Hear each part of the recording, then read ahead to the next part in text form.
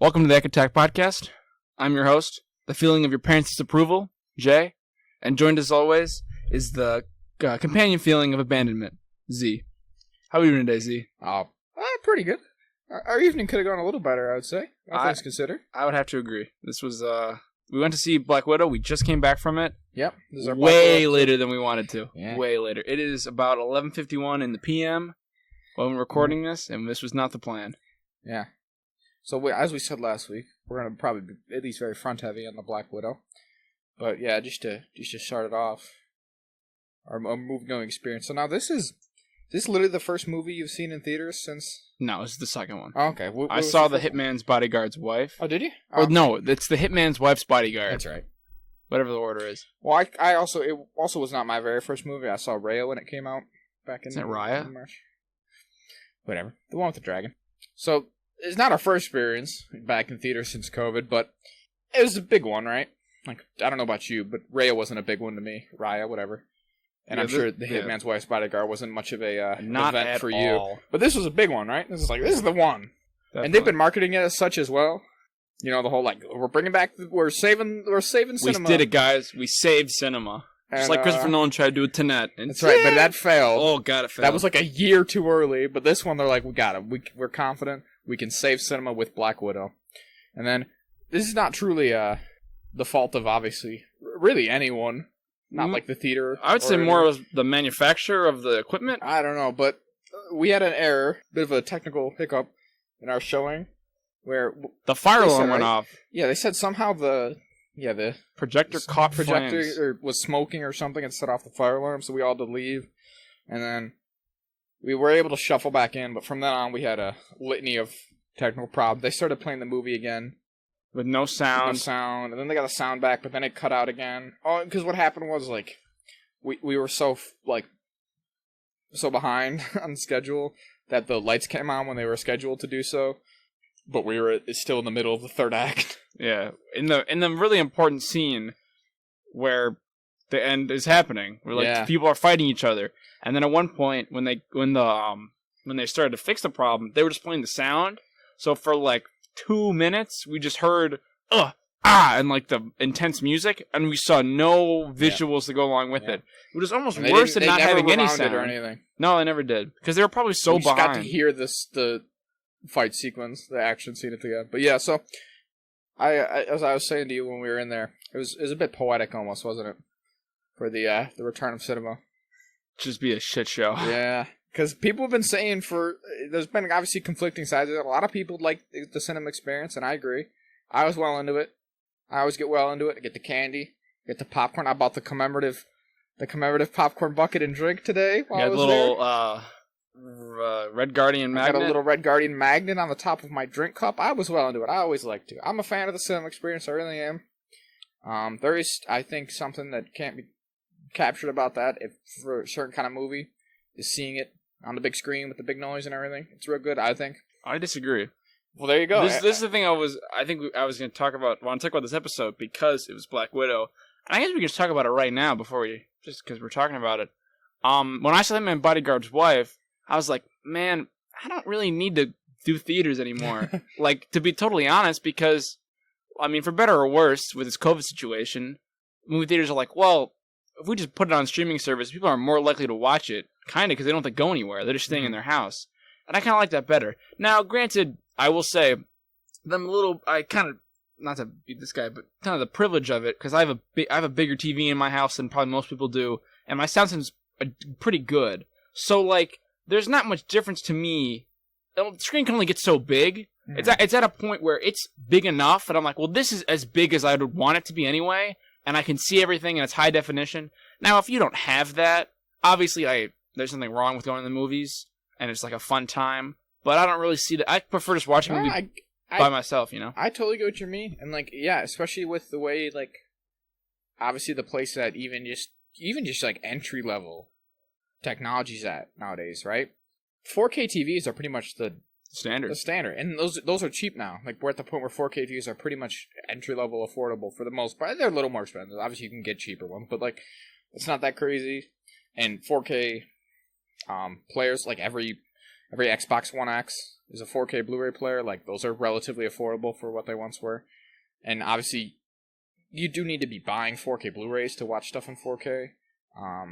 A lot of the streaming services don't yet support that specifically. But my only point is that we're getting to a point where home setups, really do probably rival the theater. For most people, practically speaking, right? Obviously not literally, but in a practical sense, most people probably are just as happy with it. We've come a long way from the day where it's like you could go see a movie in the theater or like break out the fucking Super 8. Yeah. And like play your own projector at home. It's not that anymore. So like I kind of get what you mean, and I can't say that I disagree, even though I did just say I like going to cinemas. It definitely is going to depend on the movie for me, because something like this I was excited for and all I would want to see, but then there was plenty of the movies that like came to HBO Max and stuff starting this year that I was happy to just watch at home, because it's like I probably, to be honest, probably would have never made the trip or spent the money to see it in a theater. Because it's almost like, I think the streaming services are almost kind of the way to go now, because if they're just going to keep putting movies on there as they come out, like Zack Snyder's Justice League was just on streaming services the day they said it would, and especially HBO Max and stuff, and Netflix and Hulu, maybe to a lesser extent Hulu, have just such a large library of just films that good films throughout the years. Mm-hmm. Like HBO Max, for example, they have films that just came out that are good, and they have films like Doctor Strangelove or How I Learned to Stop Worrying and Love the Bomb, which is from like the 60s, maybe by Kubrick. Like, they have movies that span generations that you can watch for a movie ticket. So the price of seeing one movie, you can watch thousands of hours, which, I mean, who really does and who really has that kind of time? But I think having it there is just better, I think. Yeah. So, yeah, thought it was just a bit of a fun act to start off. Like I said, people have been like, I've seen people pretty passionate about this on both sides of this past year, when like there was obviously a lot of them seem to have recovered just fine now that they're opened up. They look rough for a while, but it seems like movie theaters are going to be around for a while more, at least. Then unfortunately, like the smaller ones, which I guess totally went out of business, kind of thing. But like the bigger chains around here and stuff seem to be going fine. And again, I know a lot of people are like passionate on both sides. Some people were like, well, this is just a free market. Like, clearly they can provide a better service. Again, just, like on streaming, like we've been talking about. And then some people really are passionate about the movie-going experience. They want to preserve that. And, so I just thought it was funny that we had this hiccup in our first big movie back. It was funny. I've never had anything like that happen. Me neither. At all. I've never even seen anything like I've had a couple technical errors like that where, for whatever, like, I think I've had it a couple times where the movie started with no sound, maybe, and then they remedied that pretty quick. I went to see a Kung Fu Panda 3 once in 3D, but they didn't give anyone 3D glasses, so the movie started. Ooh. Or no, it was Kung Fu Panda 2.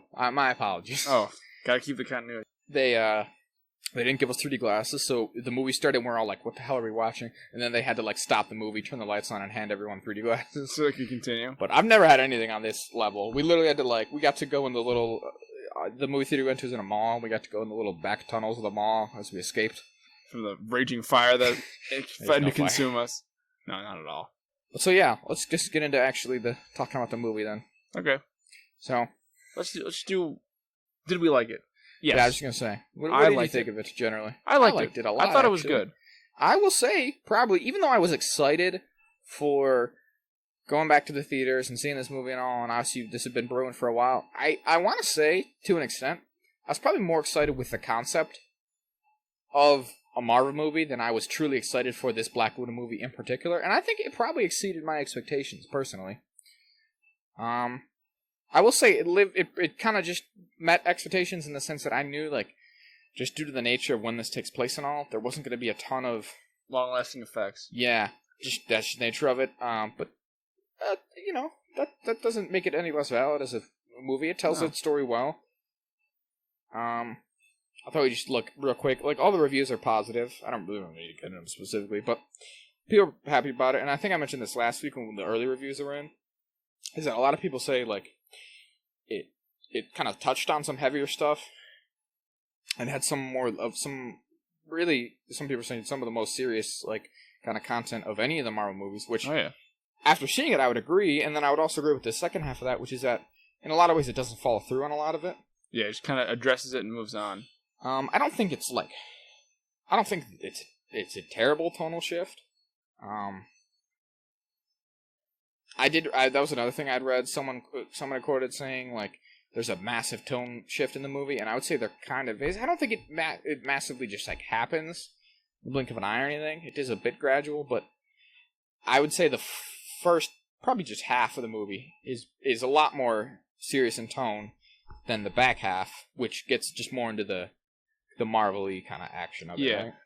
I will say that. Well, I guess we should say spoilers. Oh yeah, definitely. We're gonna spoil the whole movie. We're talking about every part of it. Just want to get that out of the way before but the beginning of it was very like heart-wrenching. Like I will admit, like I was like really invested with like because it starts out with her in 1995, like a covert mission. She's like a spy with her family, quote unquote. I will say, I pretty much immediately, like based on the content, that was like, there's something going on here, and like they're sleeper agents of some kind or something. I did not think they were sleeper agents. So were you actually just like, I guess this is just her origin? She was just a kid in Ohio, kind of thing, or? Yeah, kind of. I thought that. I think that is the intention. Like, yeah, because I really thought that it was just gonna be like, oh, okay, she was like a kid in Ohio, and she has a family, and then they just flee and take refuge somewhere else because they're being chased by someone, and she gets taken to Russia. I actually thought that they were actually her parents. Yeah, like those the Red Guardian and Melina were actually her biological mother and father, not just like a fake top, which makes more sense if they're just top agents. Yeah, it does. I will say I did think for a minute as that same thing. Like I kind of both at the same time. I was like, okay, I do think that they are Russian. Like this is like some kind of undercover sleeper agent type scenario. But I will agree with you. I was also like, maybe though they are actually a real family that have all been inserted together. Yeah. But yeah, it didn't actually turn out to be that, obviously. But at first I didn't. In the opening credits, they have a scene where it shows them taking pictures in different scenes. I loved the opening credits. I thought they were very interesting. I enjoyed them as well. But at first, it took me a minute and I was like, what are these pictures of? And then it's revealed later it's from a photo album, a fake photo album they make. Yeah. That Natasha tries to save when they leave, and she's told to leave it there. Mm-hmm. Which is interesting, I think. But I don't know, it's kind of weird to me that they still see them as their children. Because the Red Guardian very much, I mean, I'm not against, like, I kind of like that there's a couple points in the movie where they act as though they are a real family, and they have... Well, it's kind of like one of the central sort of, like, back and forth of it, right? It's a bit of an internal conflict among those characters. Is that a few, they keep maintaining, like, it wasn't real, though, and then they're kind of breaks through. Because it shows through when they all meet up again, and they sit in the exact same way they sit in the opening, and then, like, Melina tells Natasha to stop slouching, and they all kind of start bickering and, like, but again, correcting each other. That whole sequence through, Natasha is like, adamant that this isn't, it was all just a thing or whatever, and obviously even Red Guardian says this similar thing a few times. Like, they're clearly, it's a thing they struggle with, and then again, they're like, we are, like, a family, a family to some extent, right? Yeah. Like, dysfunctional as we may be, but, like, lots of families are dysfunctional. Yeah, I just think it's interesting that the adult one makes me question, like, it's interesting that they're attached. Like, I get Natasha and, I mean, I guess, though, you live with people like that for 3 years, and like... Because they're children as well. Like, children, they're impressionable, they would latch onto you, and, like, why wouldn't you go back? And also, like, they say, they really, they sold it, even when, in the comfort of their own home, it seemed, when they had almost no reason to, they continue to act like a family. Like, fully. And so at some point you probably just wouldn't be acting anymore. Like, well, and like we saw in that scene, what's her name, Melina? Yeah. She says, like, I don't want to go, right? And the kids don't want to go. They're all like, they seem pretty content with their stay, lives, their fake lives. Because, like, and almost, I mean, it was probably better than what they were going back to. Well, obviously it was better than what they were going back to. Especially for the girls, especially. Yeah, that was pretty brutal. What was brutal is when they find them in the shipping crates. So that's what I was going to say. That's all kind of like brutal. That's where the opening credits kind of start. And I will say, like, yeah, that's why I say that first half really has a lot more punch to it too. Scenes like that, like, it's genuinely in times. I said last week that I thought it was going to be kind of like a spy movie, and I would say that. I'm gonna keep saying this, but that first half carried that. Oh yeah, I'm feeling a lot more than the back. The latter half, like the third act in particular, just feels like a Marvel movie.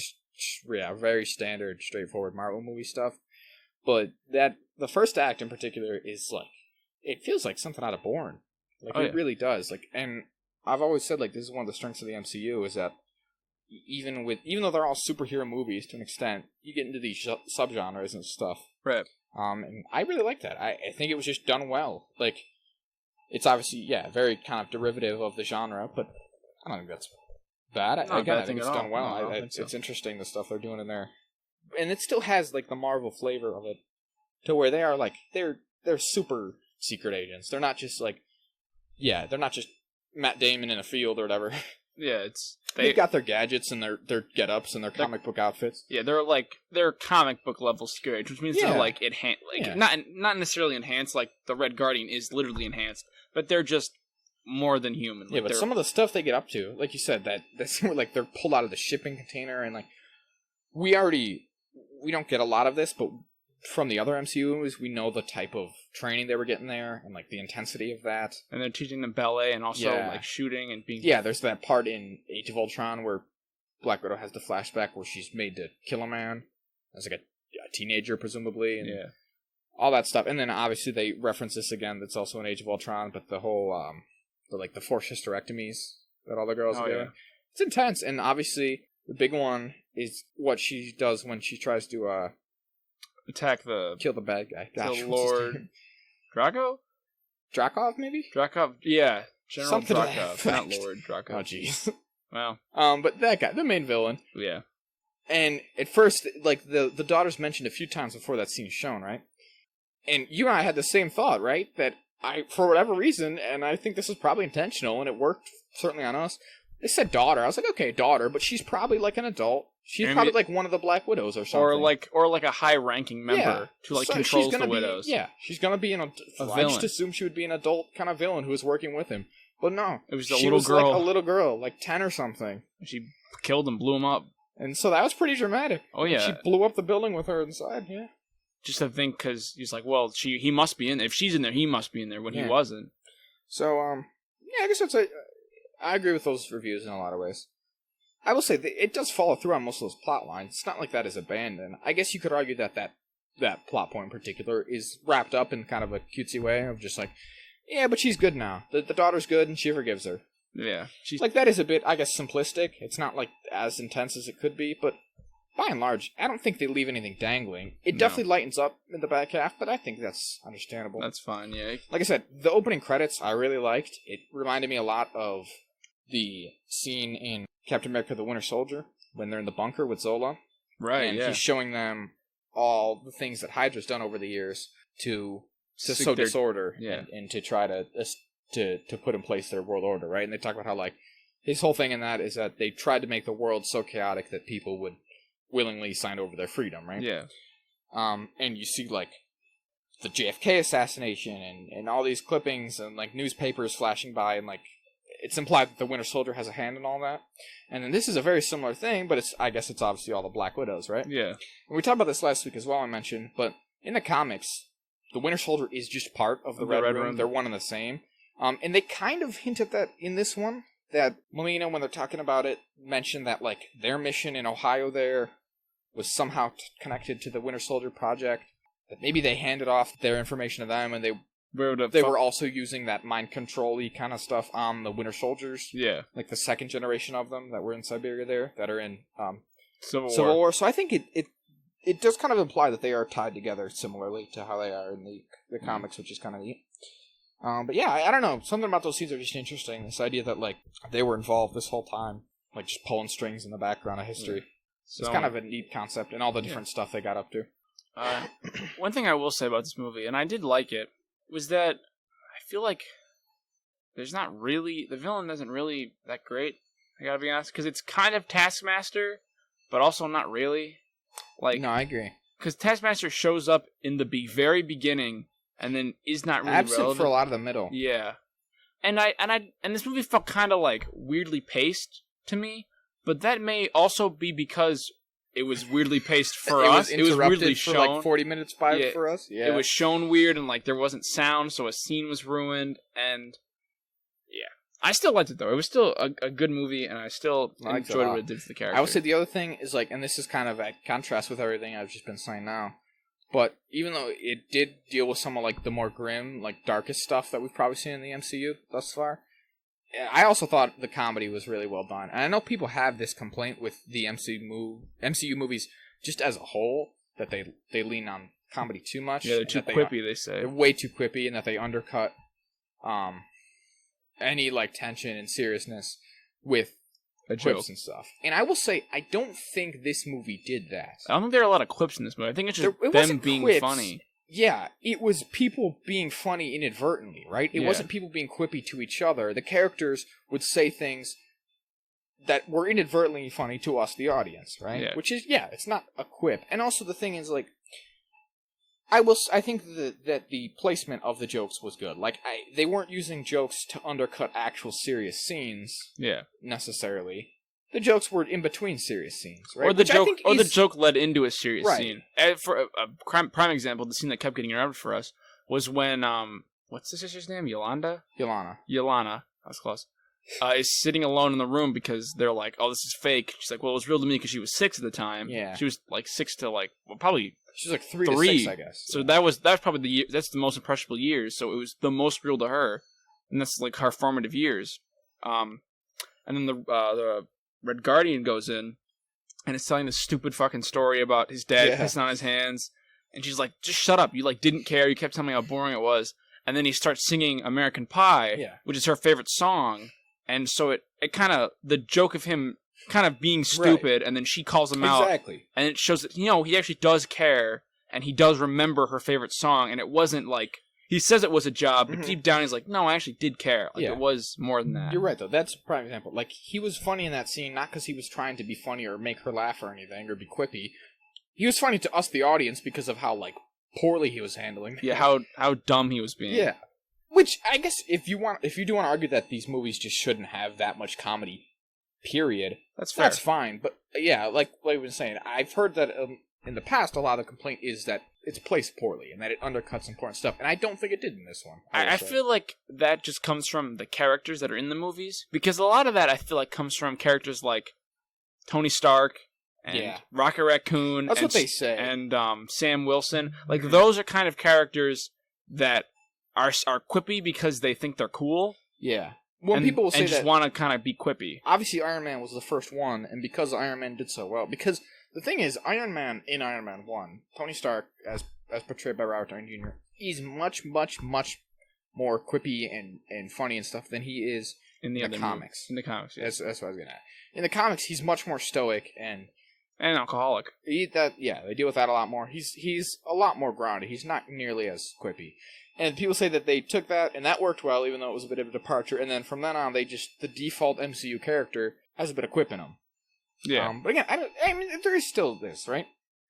Black Widow has always been one of the more quick-witted ones. Yeah, she's usually she's pretty smart. I mean, she is pretty smart. Yeah, so she'd be good with jokes, and she does do a little bit of that in this one. But I will say the funniest characters were Red Guardian, and he would be doing it inadvertently, though, like we were saying. A lot of his jokes came from him just being dumb. Him being dumb and not, like, reading the situation very well. Yeah, him being a dumb meathead. Like, I think maybe the laugh that got the biggest, or the joke, rather, that got the biggest laugh in our theater was maybe when they were, like, telling him how, like, he was being shitty, essentially. They were like, what, you just see us now and you want to talk about you or whatever? And then he's telling them how proud he is of them and, like, how he only wanted them to be as good as they could, and they were, because Yolanda became a world-class assassin, and Natasha became an Avenger. And he's like, you guys, you've killed so many people. Oh, God, so many people are dead because of you. Your ledgers have to be absolutely dripping with blood, just soaked with blood. Yeah, which is like that's a recurring thing for Black Widow. Little metaphor that they've been talking about. I think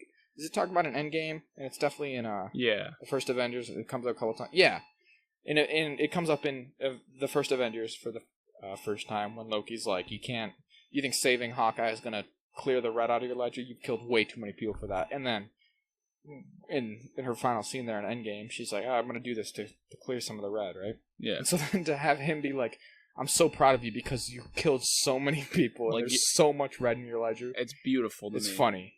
Because, we know that's something that she's not proud of in the slightest. But he's like, oh, that's great, because She's a dumb meathead who's in prison for most of his life. And then Yelena. Yelena was very funny. Really funny. She was very funny. I will say. I would say she was more intentionally funny because she was pretty quippy. But she's but it makes more sense because she's talking to her sister. Well, so she's kind of getting at her sibling. I wanted to say about that, like, first of all, I think just Yelena as a character generally was great. I think Florence Pugh did a great job. Oh yeah, definitely. I told you after we'd seen it, I was worried going into this that she was going to be and I was pretty much just like, thought this is what it would be, that she was just going to be just like a Black Widow light. She was just going to be pretty much the same character as Natasha Romanoff, the Scarlett Johansson Black Widow in these movies, so that when they inevitably slotted her in, it would be almost no difference. Yeah, and I was seamless. Yeah, and I would say I was pleasantly surprised. Yeah, I was pleasantly surprised. I was happy to be wrong in this case.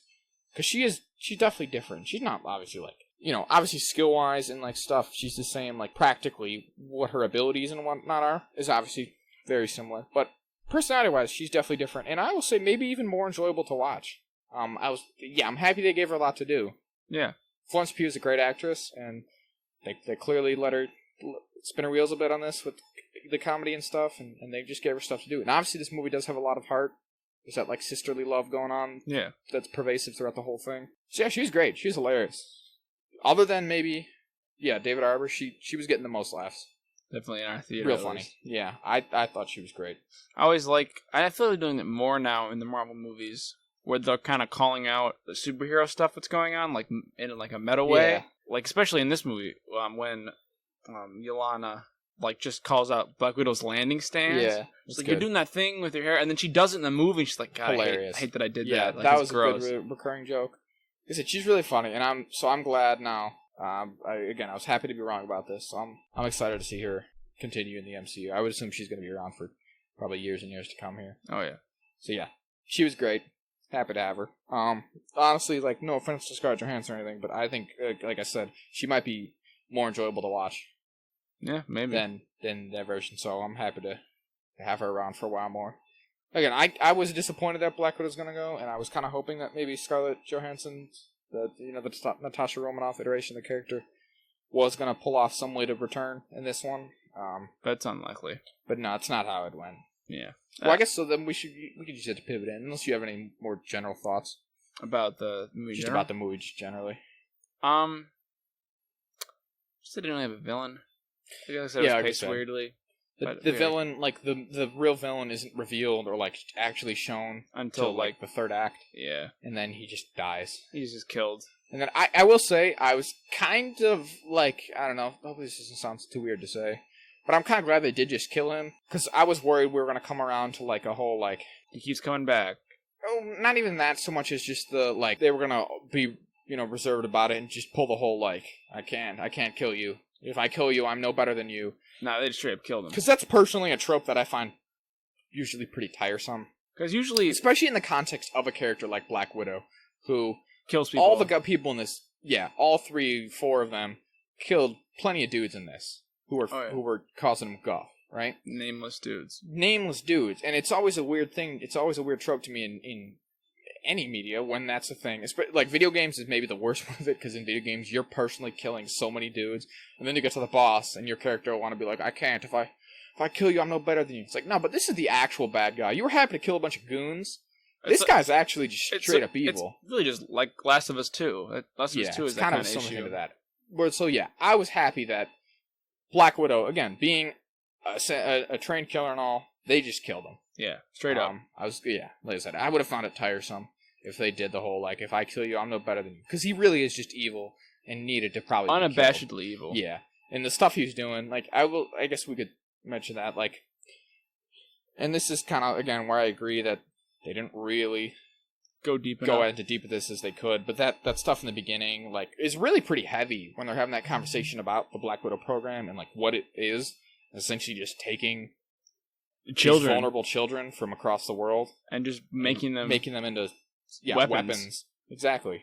And when she says maybe 1 in 20 survives the training and actually makes it, so he's just going through scores and scores of children. Yeah, only 5% of them actually succeed. Like, insane. Yeah. So, like, he was just a pretty evil guy. Like, that is, again, it's weird to say because of, like, what some of the other villains have done, but that's some of the most, like, viscerally evil stuff we've ever heard of from an MCU villain. So, I'm happy that they just got his ass. Got rid of him. And, yeah.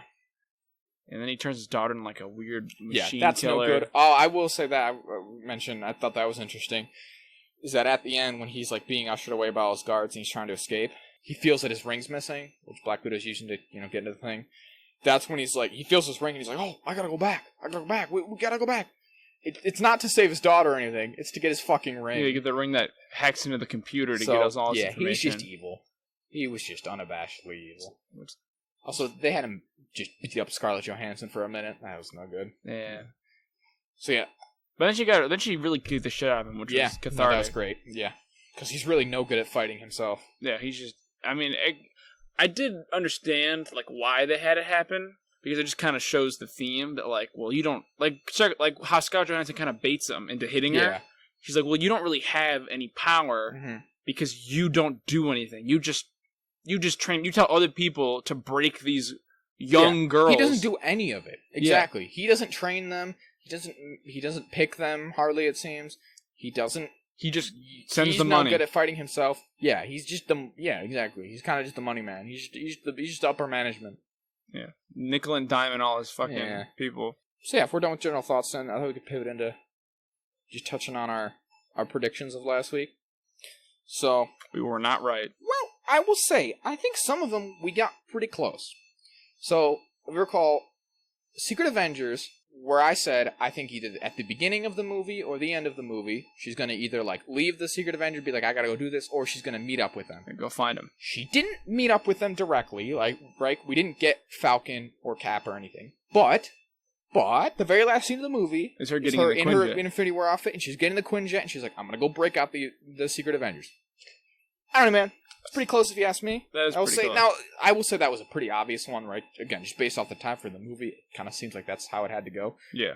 I will say, I did not see this coming, but that, essentially, the entirety of this movie, right, takes place, technically, during Civil War. Oh, 100%. So, the very beginning picks off, well, not the very beginning, as in, like, the flashback scene, but the first kind of modern-day thing, that's clearly just very, very shortly after... The airport scene. Yeah, after because the Taskmaster end of Civil is War. watching the airport footage. Yeah. And they're learning... It's like new footage to get for him, yeah. So, that, I was kind of surprised by, I'm not gonna lie, I didn't see that coming. Because, yeah, she's clearly just started on the run. And then...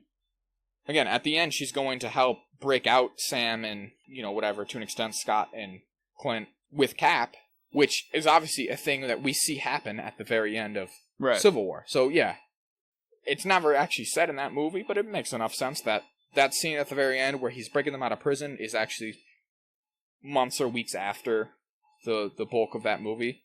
And this slots in there. And so then, yeah, from the end of this movie on, she's with the...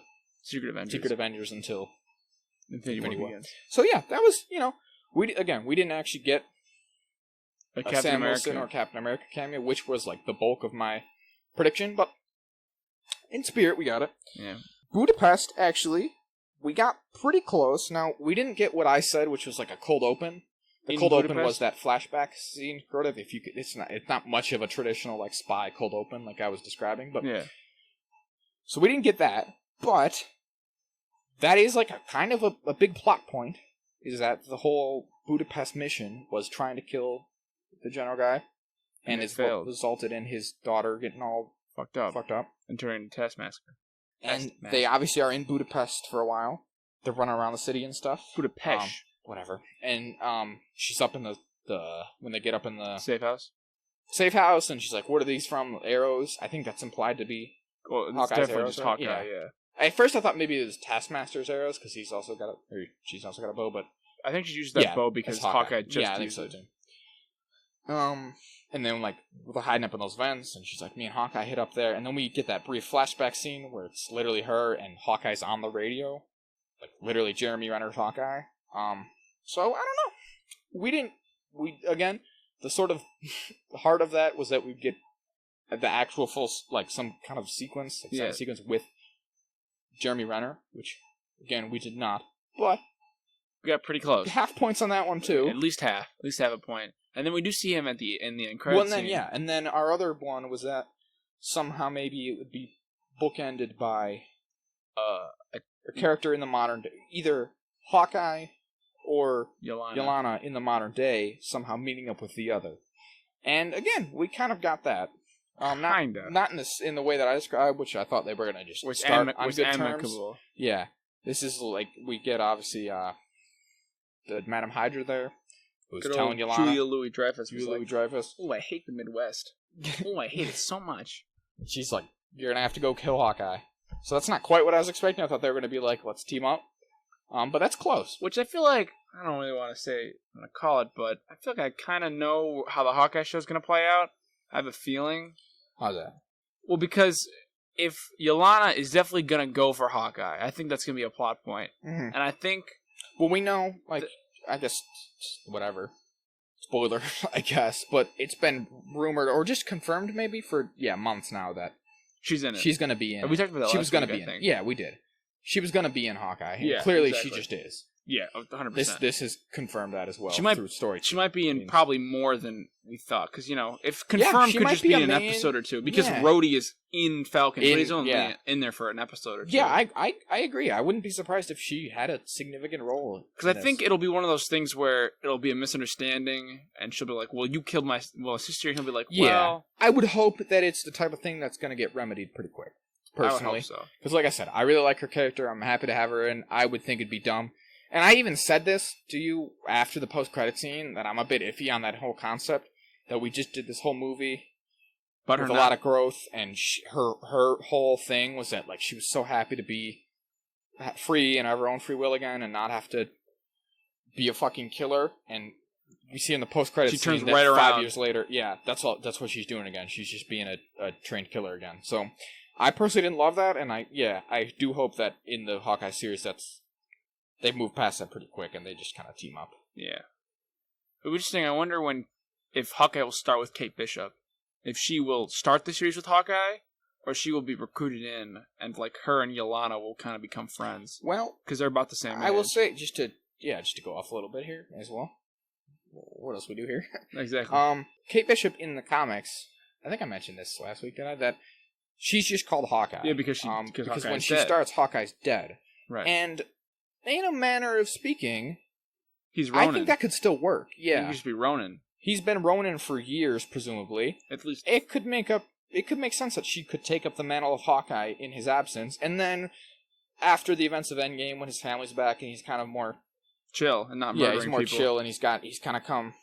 Yeah, he's a bit more grounded again, and a bit more level-headed. He'll kind of be like, "What are you doing, being Hawkeye? Let's figure this out," and that's how they'll kind of meet. Yeah. Because again, he hasn't been dead, so it wouldn't really make sense to do it fully like that. But he has been kind of absent from the Hawkeye role. Mantle. Now, I think that he will just be Ronin. Now that you've said it, because Black Widow and Hawkeye, Jeremy Renner and Scarlett Johansson's have kind of a connection. They kind of team up more because they don't have any powers and not superhuman in any way. Yeah. They don't have and any obviously, tech. So I think that'll, as we always keep talking about, and I feel like every time we talk about Marvel, so we'll just circle back till they fucking announce it. The Young Avengers. Yeah. I think it'll be very much the same way because all the other members of the Young Avengers that they've set up all will have abilities, superhuman abilities in some way. Yeah. So I think it will be very much the same if Kate and Yelena form some sort of bond, friendship, or some kind of bond as being the new Hawkeye and Black Widow respectively. Which I think would be interesting. Yeah. Do we have any idea how long the Hawkeye show is? I don't think so. I think it could be. I mean, it could be 10 or 6. I don't think we've heard anything about that yet. But yeah, I think it'd be probably safe to say it's around the same length as the previous ones, right? Around 6. Yeah. 7 episodes. 10 maybe. Like yeah. Oh, shoot, although they've all come in well under 10 so far. So yeah, I don't think they're gonna go over 10 because they're all probably gonna be half an hour to an hour long. Yeah, I mean, we'll have to see. And I guess we should have known that just based off of her being rumored to appear in it. But now that we know the context behind that, I suppose it'll be a little more worldly than I thought. Because I will say I'm just totally going off the some of the leaked set photos right now. But the vibe I got was very similar to the the I want to say his name's David Aja, Matt Fraction run. Well, it's Matt Fraction is the writer and David Aja was the artist. Right. From about 6-7 years back. It's very, very well known, or relatively well known. It's very popular among people. Like it's a bit of a cult hit.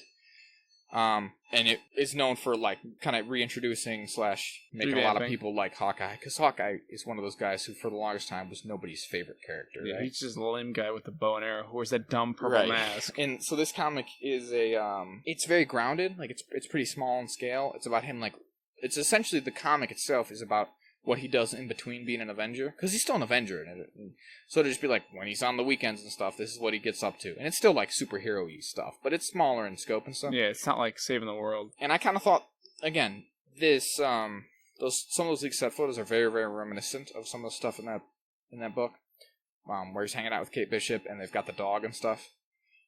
So that's kind of the vibe I got. Although it doesn't really work for the MCU incarnation of Hawkeye, where he's like a middle-aged dude with a wife and family. Because, part of the whole thing in the comics is that he's like a bachelor. Yeah, he doesn't have any family. Yeah. And that's kind of like a sticking point for him, is that he's not very responsible and he's always having trouble with relationships and pushing people away and all that, all that kind of... And this one is almost the opposite. He's yeah. kind of the grounded one. So, in Age of Ultron, it's a pretty big thing that he's the one who's grounded and keeps I guess all that should together. have showed to me that that's probably not going to happen. But again, especially the inclusion of like a character like Black Widow here now, being into it, it's probably going to be a little larger in scope than that. Even if it touches on some of that, just in the same way that a lot of these MCU, or the Disney Plus shows, I should say, in particular, have done. They seem to be a lot more sort of comic inspired than a lot of the more recent MCU movies in particular, which have kind of got to a point where they can draw vague inspiration, but in a lot of ways just kind of do whatever they want with some vague comic story undertones. Like probably Ragnarok's a good example of that, which like it does a little bit of Planet Hulk. It does a little bit of like certain Ragnarok storylines, but none of them completely. It's basically its own thing. Whereas not that these aren't that. But I Love of Thunder probably is just going to be the same way. Cause right. They're kind of doing the Mighty Thor. Kind of. And they're kind of doing Odinson stuff. He's with the Guardians. When you say Mighty Thor, do you mean like I mean Jane Foster character. Lady Thor run? Yeah. Stuff like that. But yeah, I can't imagine it's going to do any of it totally. Yeah. I mean, technically. And not that the shows did that either, but like WandaVision drew from a few different there is literally a Wanda or a Scarlet Witch in the Vision comic, but also the Vision comic where he's like living in a suburban city. That's that kind of thing and stuff like that. I can't think of any off the top of my head for Falcon and the Winter Soldier, but with this new Loki stuff, they've taken some just a tiny little tidbit from the President Loki little miniseries, stuff like that. Very small. So I will say that I think the Hawkeye show is going to still draw from that, if nothing else. Again, just from the imagery that, as we saw in those leaked photos, looks pretty close to it. But yeah, yes. Right. Yeah. So I won't be editing this podcast. Hawkeye is he appears as a picture at the end. Good on him. A very high quality photo. It's a good looking photo of his whole body in the Ronin outfit too. So I don't know how'd they get that. That was when he was being sneaky and killing Yakuza. Who was out there taking pictures of him then? Hydra people, I guess. The Hydra photographer they had on standby going, look. Again, I think half credit on that one as well. I think that's 3 half credits so far on our predictions. That's 1.5 credits. Now, what I will say we did not have, and again, this was like a kind of pipe dream one. Long shot prediction was that we're going to somehow, there's going to be a bit of a stinger at the end, or the post-credits or something, that Scarlett Johansson's Black Widow will somehow return. We got nothing suggesting. No. I've seen the director say it's probably... Yeah. Which is fine. Time. Again, I kind of agreed. And especially, like I said, after seeing how much I liked Yelena, I'm fine with that. I'm happy for her to take up the mantle. And that's what they had been saying for months and months, is that this is a bit of a passing of the torch. And the post-credit scene we did get definitely says that. I mean, she's literally at her grave being like, all right, I guess I'm you now. Real sad. Shouldn't say that, but that's kind of the vibe. Yeah. For us as the viewers, at least. So, that one, we get 0 credit on. But the other ones, I will say, got pretty close. And again, I don't think any of those were, precognizant on my part. That was just based off the context and the setting of this movie and stuff. Those kind of seemed obvious, right? Right, I would say so. Let's see. Did I have anything else in my notes that I wanted to touch on? And just in Black Widow in general? Yeah. Oh, this will be fun just to leave it on. when we were watching the movie, I whispered to you at one point that there was a continuity error. Yes, what was that? So in the very beginning, after they do the little high thing and they escape and they get to Cuba, and then they pick them up from Cuba, and then they have their whole little tussle where she's like, I'm gonna kill you, all, I'll kill all of you! Yeah, which she I was loved. nuts. I thought that was real good. I loved really intense little... She kicks him in the young hand man. and he takes his Yeah. gun. I will shoot every one of you, stay back! Stay back. And then he, like, calms them down. And they sedate her. Yeah, they get sedated and thrown in that helicopter or whatever. The villain guy, the general dude, is like, what's her name again? And he says Natasha. And in the whole rest of the movie, everyone calls her Natasha, right? In the comics, and I thought at least in the MCU, her Russian name is not Natasha. Her Russian name is Natalia. And Natasha is like the English Anglicization? Is that it? It's like the more Americanized, easier to say version, I guess. I don't see it to me. I didn't know that, like, Natasha was English for Natalia. Yeah, they seem almost the same. They're pretty similar to me. Yeah, I never got it. But so, and you might say to me, Zach, you might be saying, well, now, if you were just basing off the comics, you're a fucking idiot. Bit of a nerd. You're just being an idiot. All right. Clearly, in the MCU, she's just called Natasha the whole time, and that's fine because, like we said, they're kind of indistinguishable. I don't get it personally why you would change your name from Natalia to Natasha to sound less Russian, but whatever. And I raised to you, Jack, in that same scene I referenced earlier, in Captain America: The Winter Soldier, when they're down in the bunker and they're talking to Robot Zola, he like scans them both, remember? And you recognize he's like Roger Stephen A or whatever the fuck, and he calls her Romanov Natalia Alyanovna or something to that effect. Yeah. So he says her birth name is Natalia Romanov. Not or Natasha Romanovna or something. Not Natasha. Because and I will say, the reason this stands out so vividly to me is because I've seen that, I probably watched that movie on repeat more than any of the MCU movies. I love it very, very much. It's a very good movie. And I will say it's probably one of the reasons this movie was a bit of a hit with me, because it's got a very similar vibe, and that there's like some superhero stuff going on, but it's a lot more muted, right? It's a lot more kind of grounded. Yeah. But it always stood out to me until the one time I finally looked it up, and I was like, why does he call her Natalia? And that's the explanation, is that Natalia was her, like, Russian, quote-unquote, birth name, and then when she came to America, she changed it to be Natasha. And obviously dropped a lot of the Russian things, so extendedness to her name or whatever. They wouldn't be suspected. And so, bit of a continuity there, that's all. Well, you got him. We'll call all the Russians in this movie should call her Natalia, and they don't. They call her Natasha. And they're cowards. They probably said, like, it'd be weird if everyone called her Natalia this whole movie, because everyone's always called her Natasha, so we don't want to confuse people, and for that, they are cowards. And then we rank this movie, 0 out of 10. Yeah, for that, I'm out. But no, good movie. I agree. So I think it covers it, though, right? So we're going to attack into Loki? Yes, which, honestly, I'll start. Disappointed. Jack, I got to agree. I was expecting a lot, mostly because I thought I was spoiled. Yeah, and maybe that's on us. Maybe that's on us. Because I did a little bit of WandaVision on myself. Because on WandaVision, I got so swept up in it's John Krasinski, Mr. Fantastic, it's Mephisto, it's Wonder Man, it's the Green Reaper, or whatever the hell. Yep. And then it wasn't. I was like, oh, no, I don't know. Is it even any good?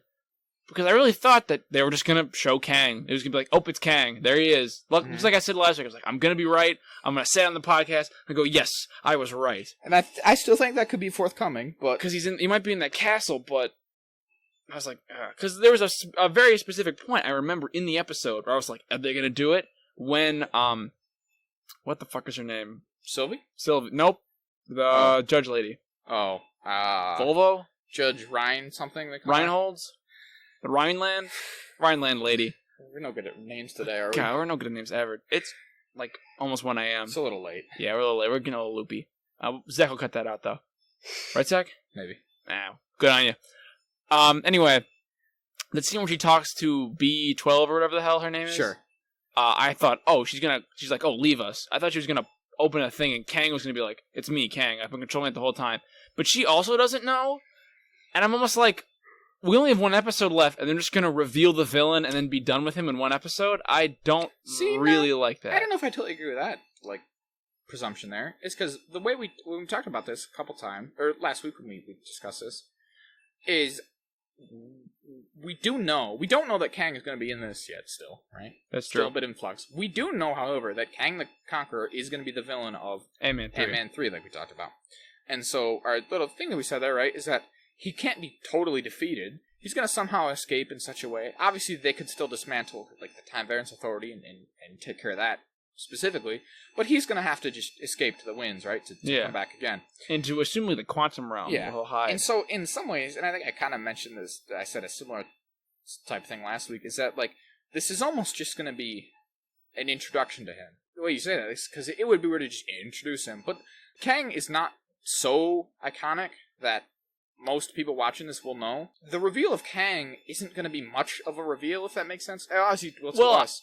But to other people, it's kind of like the Thanos reveal at the end of the Avengers. I was literally just going to say that. Which is nothing. It's practically just nonsense. Because I remember when I was in the theater in 2012, and I saw him turn his head, and I saw his chin, and I looked at my brother and I went, holy shit, that's Thanos. They're gonna do Thanos. Yeah. And I was very excited. And I went, what the hell are you even talking about? Right. So, I agree. I think it's honestly... It can't be much of a reveal as in just like, it's Thanos, it's what you've... It's Kang, it's what you've always wanted. We did it, guys. Because no one's going to feel that way. In a lot of ways, it is just going to be like here's Kang, they're probably going to have to explain to us who Kang is, and then he's going to escape again to come back. So, which I don't like about this episode is that it just shows that the judge lady also doesn't know what the fuck is going on. Which I was like, because in the comics, she is like she's like directly connected to Kang and like helps him and is like is his love interest or something. So I was like, oh, if she is in on it because she's so high ranking, but if she doesn't know, then it's like, well, they all don't know. There's gotta be like somebody in the TVA has to know it's fake just to keep everybody like in the dark.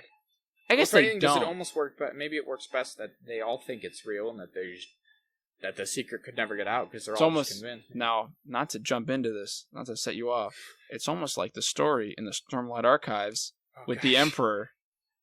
Yes. And that's all we'll say about it. That is the thing. There's this little... yes. In a book series that Zach really likes that he's told me all about that I won't read now because he just told me everything by Brandon Sanderson. I guess, okay, I'll do a quick version of it. Just do a quick version. If I go too in, I'll just cut it all out. But basically, the story is that group of travelers in a ship, and they're trying to sail to a distant land, and they get shipwrecked, and they wash upon this island. And on this island, everything seems nice. They seem like this really peaceful, kind people. One of the first days they're there, someone, I think, trips and drops some glasses and breaks them.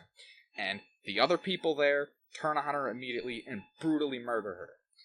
The sailors are understandably shocked, and they're like, what the hell was that? Why'd you do that? And they're like, just nonchalantly, just matter of fact, well, it's what we got to do around here. The Emperor does not tolerate failure. Yeah. And this goes on for a couple weeks until the sailors, who are from more enlightened parts of the world, get fed up, and they're like, this is bullshit. No good emperor would do this.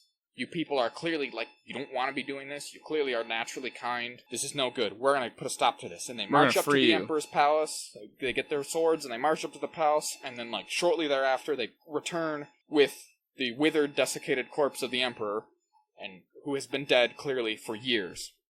And then, after that, the island devolves into chaos, and everyone starts, wailing and losing their minds. And as they flee, they bring one of them with them, who asks to come with them, and they're like, man, this is crazy, what happened? And she explains to them that the people are, not angry that the Emperor's dead because they liked him so much. What they're freaking out over is that if the Emperor had been dead all those years, then those deaths are on them. Completely. Unequivocally. Yeah, unequivocally. They can't place the blame on his feet anymore because he wasn't even alive. Yeah. So yeah, I kind of go what you mean. It's a similar type of thing. If you have this, if everyone just buys into it, just wholly, right? Yeah. No one questions it, then this machine just kind of runs itself until the illusion is broken. Yeah.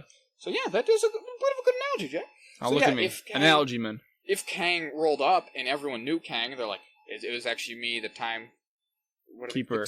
The timekeepers weren't real. It was just me all along. Everyone would be like, what the hell? But as is, when you just maintain the illusion, no one thinks twice about it. Yeah. Until it's... And it was you said in the comics, the judge lady is more... I'm not familiar with her at all. I'm not familiar with her either, but she's not part of the TVA. She's just... That's a different... she's just part of Kang. She's just part of Kang. Yeah, Kang's thing. Whereas in the MCU here, obviously, the version we've gotten in Loki, we know that everyone in the TVA was A at variant. one point a variant, or deemed a variant by whoever. Kang, I guess. Kang, presumably. Yeah, I guess. Because we know that she didn't start at that position. She worked her way up. She was once one of the Like what are they, enforcer guards. people? One of the Enforcers, little yeah. guards, yeah. Grunts. And she was the one who got Sylvie way back when. So if that is like the case, then I guess she would have just started as a variant herself that was unwittingly like kidnapped Stolen. and pressed into the service there. See, So it kind of makes sense that she wouldn't really my know. thing is, what does Kang want? If he's at the Yeah. end, or if it's not Kang, I mean, I hate to say that it has to be Kang. Right. We're But- kind of, it's a bit of a foregone conclusion Yeah. for us at this point, but And I feel for most people, I agree. if people know Kang, obviously, I don't know that much about Kang. I just know a lot because I just kind of look for it and Well, I I guess- find it. let me put it like this. What would be worse, or more like weird for them to do, is to have the reveal be Kang, which is a reveal some people would get and some people wouldn't, and then explain it, and then have him be a comic character who's come to the movies and will be a presence in the MCU, or to just be no one of his No. significance. Yeah, I think that'd be dumb. That'd be dumb, right? It was So like- I think it makes more, even if it doesn't make total sense, or like, yeah, At the it's not- moment. it's not the most fulfilling thing in the world to just be like, it's Kang, a character you guys don't know yet. That's still better than, yeah, if it was just no one, right? So I think it's a pretty safe bet that it will be Kang. He's time-based, that's always been his thing. It's a time-based thing, like, And he travels throughout time. He Yeah, conquers I don't know. worlds. I think it's pretty He talked to safe. Doctor Doom for a little bit. Yeah, Just it'd be they have a weird little- if it wasn't. We feel like dummies, but for now, I think we can go off the... off the assumption. foregone conclusion that it is Kang. And I think it's kind of smart for him to introduce because he jumps through time, so he can appear Yeah. literally anywhere they want him to, Right. and he'll make sense because he's kind It is of weird. above It them. produces that impossible to plug like hole of time travel. Whenever you put that in fiction, of like, if Kang has these grand plans, why wouldn't he just time travel to whatever before the Avengers exist, or before? If he can time travel, he should be able to see that Loki's going to stop his plans. Why doesn't he go back in time and kill that Loki before he can even like? Yeah, why he can do that forever, Why doesn't he kinda take thing. Loki out of his Yeah, equation if he exists outside of space time, why does he wait for Loki to appear to to him? appear? Like it's weird, but you can't really think about it too Yeah. much. But you're saying you asked really what you think like his goals are. Yes, because I guess specifically I don't know, but I think this would tie back to what I said like whenever the first couple episodes at some point about what the TVA were when it was still kind of iffy if they were evil. We obviously know how they. are If they're not like the individuals, the organization itself is clearly just nefarious. the bad guys. Yeah, But I was saying, like, I think the whole sacred timeline stuff is obviously nonsense, and it's not sacred. It's just somehow it's a timeline where something happens that they, whoever the nebulous they were at the time, what they want, right? yeah. So clearly, Kang has just built this whole organization to keep whatever grand plan he has on track, so that this one timeline that he wants, where the good stuff will happen, whatever that it will be for him, comes to Occurs. fruition, and everything that could branch off and threaten that is immediately destroyed. Now, what I think is interesting. Now, I'm gonna say this on the podcast. You can just cut it out. Mm. We did not watch the What If trailer before we started recording, which we meant to. Did you watch it? I watched it.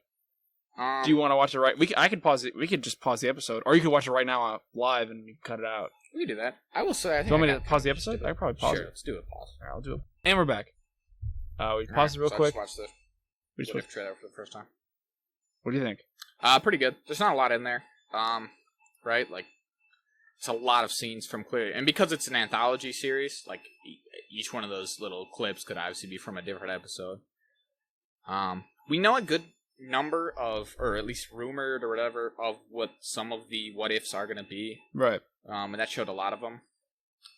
Well, Like, what if- why I wanted to watch it, not to Yeah. cut you off. Sorry, but Well, no, I think we'll circle back to this. Yeah.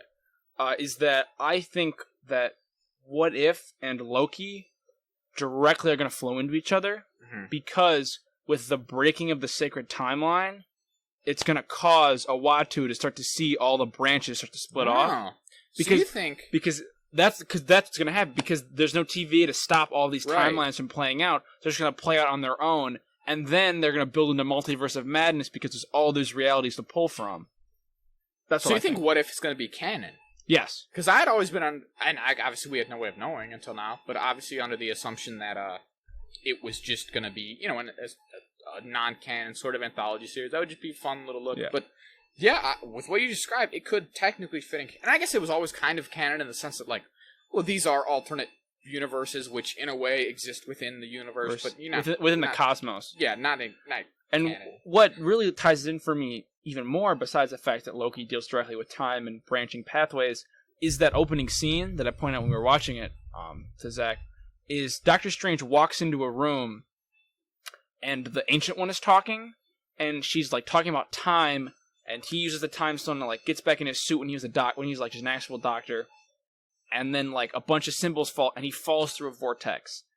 And there's a scene in the trailer where he's like shooting lasers out, and I think that this anthology is going to be Doctor Strange and Uatu watching them all.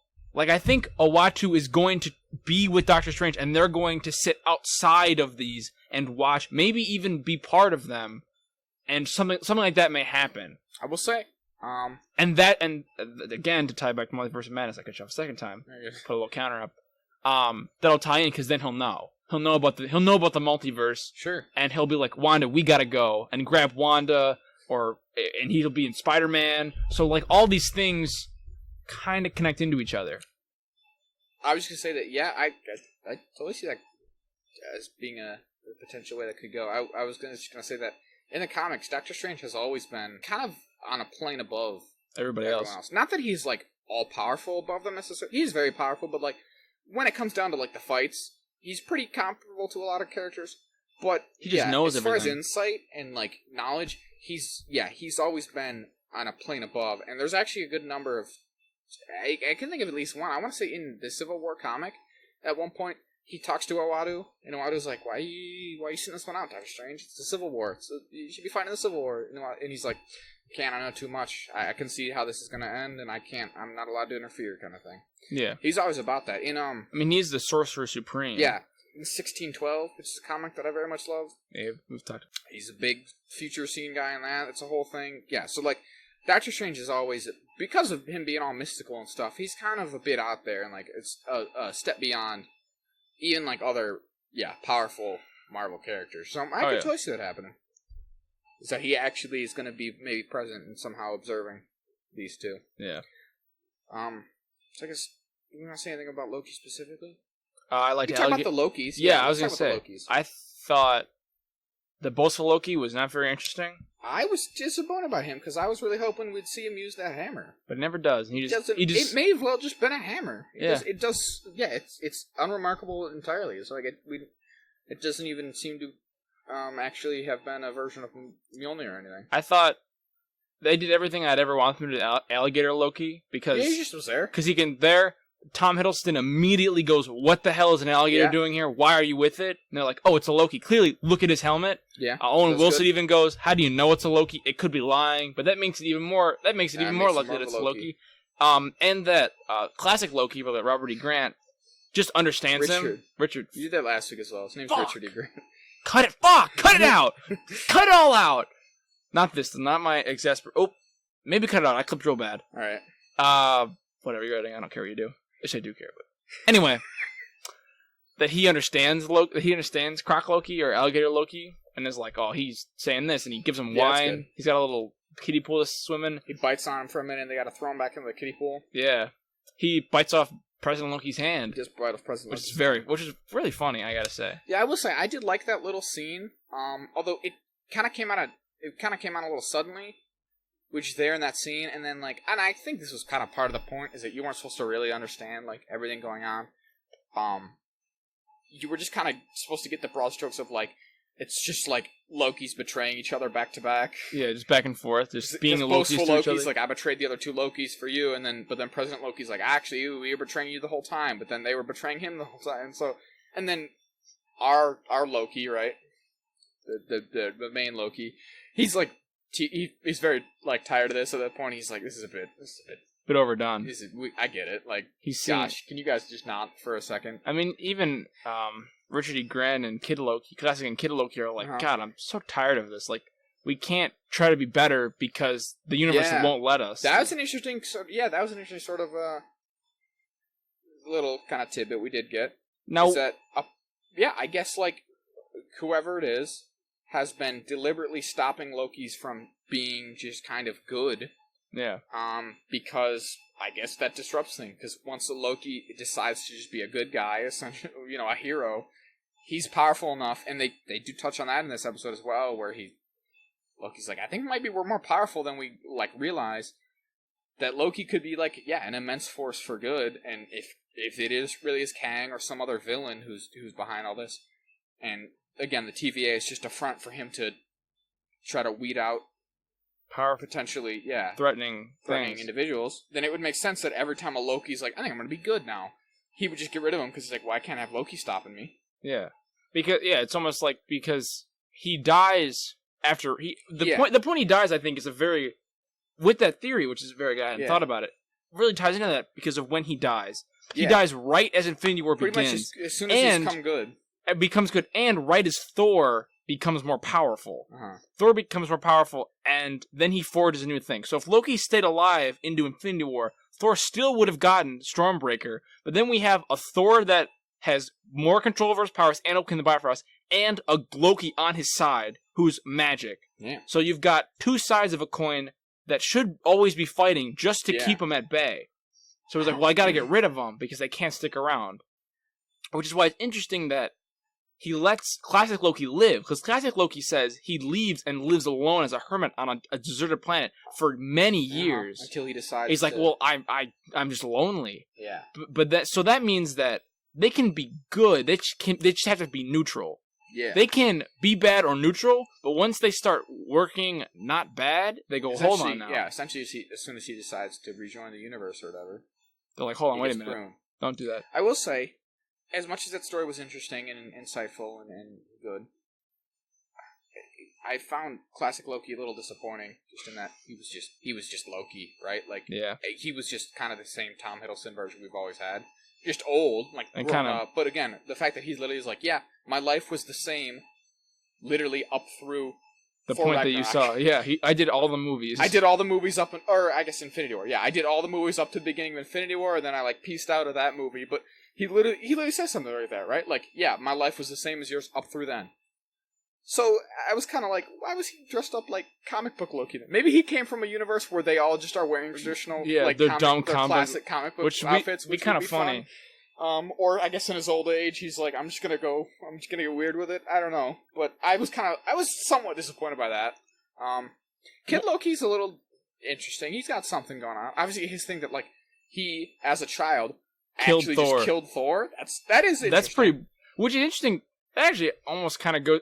Must have been what pruned him immediately, because he kind of is too evil too early. He's like, well, you jumped the gun a little bit. You can't kill Thor yet. You're supposed to be tight with him for a while. Yeah, it's supposed to be like tragic and Shakespearean. If you just kill Thor as a kid, that doesn't work. You can't do that. Doesn't work. You're not supposed to do that. It's kind of weird the way his Guardians work. Like, I don't know. It'd be hard to tell how old he really was, because, like, a kid Loki could be like 600 or something. Because Thor is like 1500, and he's like around 20. Or I guess for all we know, they age up to being like an adult, like we do at like 20, and then they just stay at 20 for 3,000 years. Kind of like an Invincible Viltrum thing, where like, as we get older, we age slower. Yeah. So like, as the years go on, there's more and more time between them. Well, whatever. He was interesting. Again, I guess, like you said, Croc Loki. I guess he did just about everything you could expect. I didn't expect an alligator. I didn't expect. Gator Loki. I guess he's Gator. They did specify he is a alligator, so I guess we should properly refer to him as. Also, we know his next event is that he ate the wrong cat, which is funny. Pretty good. It's pretty funny. And then, because I said this last week, right? That I was like, or I asked you if Gator Loki is a comic character, and I speculated, related to Frog. Frog? What do you say? Frog. You just said the word frog. I did just say the word frog. You went frog? Yes. Goodness. Well, he is a frog. So Frog, who's Frog Thor. Good on him. Who, as we talked about earlier, I don't know if people are familiar with this, but Frog is not, as you might guess, a frog who got the powers of Thor and became Frog Thor, which sounds good to me. Frog Thor is a man who was turned into a frog, then received the powers of Thor. Ridiculous. Too many levels. Too many steps. It's more cool if he was just a frog who became powerful. That means he's just a good frog. He's just a great frog, isn't he? He's real good at being a frog, and they're like, you know what? You are worthy to be Thor. He's in a jar. He makes an appearance in this episode, though. He's in a jar on the ground. He is in that like panning shot where they're going down to the little underground bunker, and then you see that classic like in the ground, all the stuff buried. One of the things they scroll past is a little jar. And it's just got Throg in there. It's hopping around. He's just hopping around. Also, there's a Thanos copter. There's a big helicopter that just says Thanos on it, which is Pretty funny. good. Which means canonically, I guess, they're just in the MCU. Thanos just built a helicopter, and TVA was like, "Hold on, stop that! Give us the helicopter! Give us a helicopter right now! Give it to me!" No, it's very accurate as well, though, because it's not like a fancy space Chitauri-looking helicopter. It's like a one-person newscopter. Like it is in that comic. It's just a plain-looking helicopter that has the word Thanos painted on the side. It's so dumb. It looks it's just the like stupidest thing ever. And it's very funny. There's nowhere else. I know people were joking about it when Infinity War and Endgame was coming out. I don't think there's any better place in the MCU for it than this, though. Than this at the end of time for it's pretty perfect. Just a goofy, yeah. Now, while I said I was disappointed about this episode because I feel like we kind of spin in place. One thing I did like is the end when the classic Loki sacrifices himself. Pretty good. And he makes that entire illusion of Asgard, and he is dying, and he is crying. I'm honest, I got a little emotional when he's like glorious purpose, because he spends the whole episode fucking you Loki's in your glorious purpose. I'm tired of hearing about it. I'm old. I'm grizzled. I don't care. And then he's like, no, this was my purpose. I did something good, and it was glorious. To free the timeline. I just thought that was nice. Yeah, it was a nice sentiment. Like I said, I guess we again. What did I say? I mentioned this a couple weeks back when we were talking about the Bad Batch. But I suppose we can't get too mad at this for not progressing the main plot, even though we'd like it to, because we're towards the end, and they kind of are showing us a lot, and we expected it to really get moving. Can't complain too much. And WandaVision did a similar thing, where the second to last episode was a bit of a step back, and was a lot of character stuff. So I think Winter Soldier did that too. I think they've all done that. Yeah, they've all done it. So I guess can't complain too much. Makes sense. So we got Loki. That is more of a tangible thing. Is that Loki's like, hey, maybe we're more powerful than we realize. That could come in handy, obviously. Yeah. They kind of well, actually, almost like what we said, kind of what predicted. I think back in the first episode, or no, it wouldn't have been the first. It would have been second episode of the show when we talk about Loki. Is that we were like, oh, okay, if the timekeepers are real and humans, Loki and Sylvie could combine and amplify their own powers using each other, and they do that. They kind of do that. So they might do that against Kang in some way. Yeah. Or Kang, quote unquote. Yeah, whoever it is. It's just fucking Kang. And then, now that you mention that, it'd be a good little segue. One of the things I've written here is Silky. That's the ship name for Sylvie and Loki. God. So what do you think of that? Because it's essentially weird. You're really fucking yourself. But it's approaching canon, I would say, if not literally. They literally just had a scene where they're snuggling up with each other. Pretty much, right? And I will say, at first I was kind of against it, but then I was like, I don't care. And last episode kind of pushed it. It seemed much closer to, and now, this episode, it kind of just seems like that's where they're going, right? Because she definitely has feelings for him, because that's what it seems, she just well, I'm gonna go find him wherever he is. I guess it could end up being just a weird platonic thing, but that doesn't. No, that doesn't seem like. Because Mobius says, "You fell in love with yourself, you weirdo. You're so weird." But I think I said this last time, is that if it makes sense for anyone, it makes sense for Loki, right? The most. He's already weird and self-obsessed, and as guardian. As the show has said, he's bi and gender fluid or whatever. So who gives a shit? And we talked about in the myths, he gets up to all kind of weird hijinks when it comes to he fucks a horse, having sex with weird things. This would, compared to the myths, this would be one of the tamest things he's done. Is have sex with himself. another humanoid as guardian. And I think I said this last week, right? They're different enough. They're not really the same person. Really it looks different. They even, I think now I'm thinking this was intentional, that they made her hair blonde and not black. Because when I first saw it, I was like, why didn't they make her hair black if she's a Loki? I think this was all calculated to be part of it. And she speaks much differently than he does. Everything about her is pretty much different. They are Lokis in some way, but they're they're different. They're mostly. I think they literally went out. I think they're like, we're gonna. But name they're different. Yeah, pretty much. I mean, even in name they're different. She doesn't like being called Loki. She's not even called Loki, so that's not so weird. So yeah, it's not that big of a deal. No, I agree. But like I said, I think this episode just kind of essentially just made it canon. It seems like I did also like it when Mobius leaves. They have a little bro hug, and he says goodbye, my friend, and they're friends. I thought that was just nice because they're friends. Because, well, I guess we still don't know exactly what Loki's gonna do. Either of them, really. That's what I was thinking. We don't have any confirmation that Loki or Sylvie are gonna continue beyond this. I think we speculated that Loki now could show up in Multiverse of Madness and stuff, but I guess we don't have any solid confirmation on that. I think it would be a bit lame, personally, if they brought back Loki for this show and then just brought him back and then killed him again. Oh, no, I was saying I think like I had always just pretty much assumed that this show was going to be the way just that they brought back a Loki into the main continuity, because it's kind of weird. Like, I guess we don't even really know right now if this is the main continuity because he's from a different universe, but then the TVA kind of deals with that. So yeah, it's very confusing. I guess, again, my assumption was always that this was going to be the way that they shoved Loki back into our main normal timeline that we're all about. Yeah. I think they should tread lightly on that, because I don't super love the idea of Loki just being in the movies again. I like Multiverse of Madness, but if he shows up in Thor stuff, I'm gonna be like, hold on, no, you can't do that.